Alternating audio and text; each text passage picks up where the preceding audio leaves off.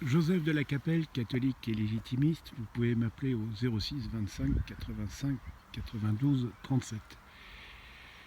J'ai mis un peu de temps à réagir parce que c'est assez symptomatique de ce qui se passe actuellement en France.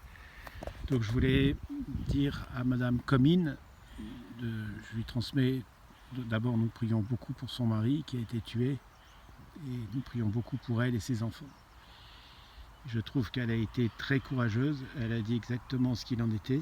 Elle a dit la France m'a tué, effectivement, elle a raison, parce que qui a voté Macron, ce sont les Français en majorité. Donc les 40% de gens qui ont voté Marine, évidemment, sont pas coupables, mais ceux qui ont voté Macron sont coupables, effectivement. Et ça, c'est une chose. Et puis, donc la France a tué son mari, ça c'est objectivement vrai.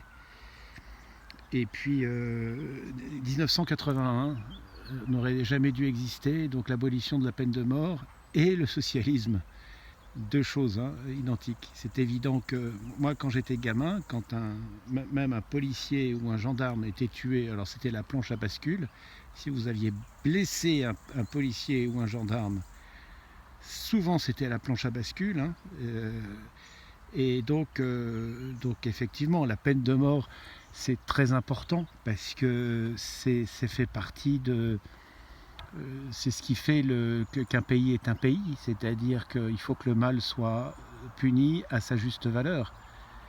Et quand vous avez touché un cheveu d'un gendarme ou d'un policier, vous avez atteint l'État. Et l'État, c'est la France. Enfin, en France, l'État français, c'est la France. Et donc vous allez contre l'ordre qui a été choisi par Dieu, voilà. C'est pour ça qu'on appelle les gens qui sont contre la loi les hors-la-loi. Il y a la loi qui doit être soumise d'ailleurs aux lois de Dieu. En France, c'est pas le cas. Et si vous êtes hors la loi, eh bien, vous êtes un bandit. Effectivement, le bout du bout, effectivement, c'est la peine de mort.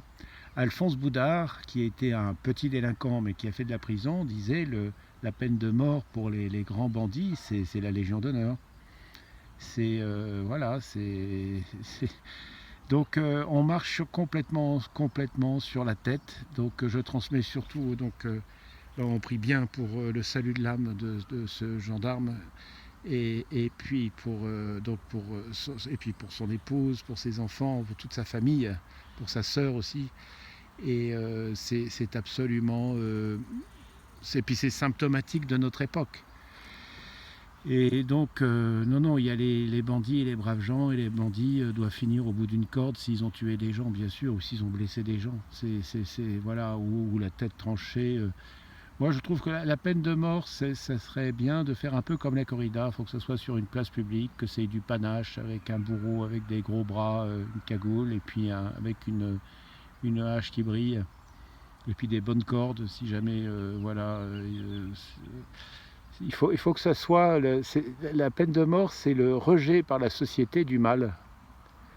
C'est comme un organisme, si vous voulez, qui se défend contre les cellules cancéreuses, etc., les cellules qui sont mauvaises. Eh bien, un corps sain élimine ces cellules. Eh bien, une société saine doit éliminer ces mauvais éléments. Voilà, c'est comme ça. Et donc, saint Thomas disait, on rend à Dieu, quand le crime est trop grave, on rend à Dieu. C'est Dieu qui juge l'âme. Nous, on ne peut pas juger, donc on rend l'âme à Dieu. C'est aussi une certaine vision théologique intéressante. Voilà. À très bientôt à tous. Que Dieu vous garde, Notre-Dame de Boulogne, Notre-Dame de la gendarmerie, Notre-Dame de la police, Notre-Dame des forces de l'ordre, Notre-Dame de l'armée. Priez pour nous. Tous les cœurs angéliques, protégez-nous, guidez-nous, conduisez-nous au saint paradis de Dieu.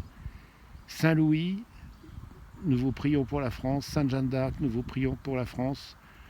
Tous les princes et princesses, tous les rois et les reines qui êtes au ciel, au purgatoire, nous vous prions pour la France. À très bientôt à tous. Deus et Rex.